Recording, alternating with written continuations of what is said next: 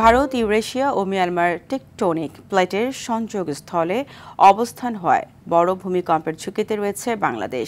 প্লেটগুলো শত শত বছর ধরে শক্তি সঞ্চয় করার ফলে যে কোনো সময় হতে পারে আরও বড় মাত্রার ভূমিকম্প, এমনটাই বলছেন ভূতত্ত্ববিদরা।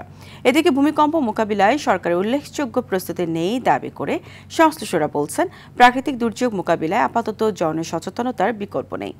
সর্দার রাজীবের প্রতিবেদনে থাকছে বিস্তারিত। শুক্রবার সকালে রাজধানী সহ সারা দেশে অনুভূত হয় মাঝারি মাত্রার শক্তিশালী ভূমিকম্প। এতে বেশ কয়েকজন নিহত সহ আহত হয়েছেন অন্তত 200। আল্লাহু আকবার। ভূমিকম্পের সময় আতঙ্কিত হয়ে ছোটাছুটি করেন নগরবাসী। অনেকেই এটিকে বলছেন স্মরণকালের ভয়াবহ মুহূর্ত।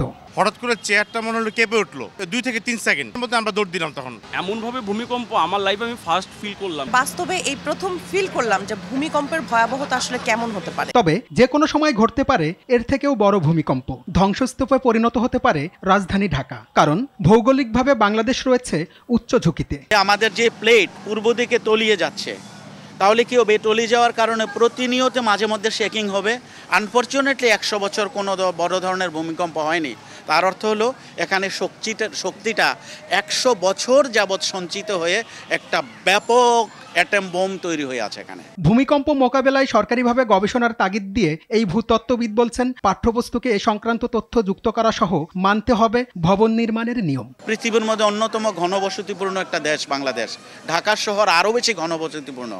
এখানে অনিয়ন্ত্রিতভাবে অনিয়মিত এবং অপরিকল্পিত অসংখ্য বিল্ডিং এখানে তৈরি হচ্ছে, যেগুলো একটাও ভূমিকম্প সহায়ক কোড মেনে তৈরি করা হয়নি। অপরিকল্পিত বসতির কারণে ভূমিকম্পের ক্ষয়ক্ষতি বাড়ছে জানিয়ে নগরবিদরা বলছেন, এই দায় কোনোভাবেই এড়িয়ে যেতে পারে না সরকার। আমাদের এই যে নির্মাণের যে তদারকি, সেই তদারকি করার জন্য আমাদের যে উন্নয়ন কর্তৃপক্ষ, রাজুক বা অন্য যারা আছেন, তারা তো সরেজমিনে সেগুলো তদারকি করে যে ব্যবস্থা নেয়, সেই ব্যাপারেও তো তাদের সেই ধরনের দৃশ্যমান কোনো ধরনের সফলতা নেই। যে ঝুঁকির পরিমাণটা বাড়ছে, এই কারণে আমরা এত বড় ভূমিকম্পের জন্য প্রস্তুতিটাই দুর্বল।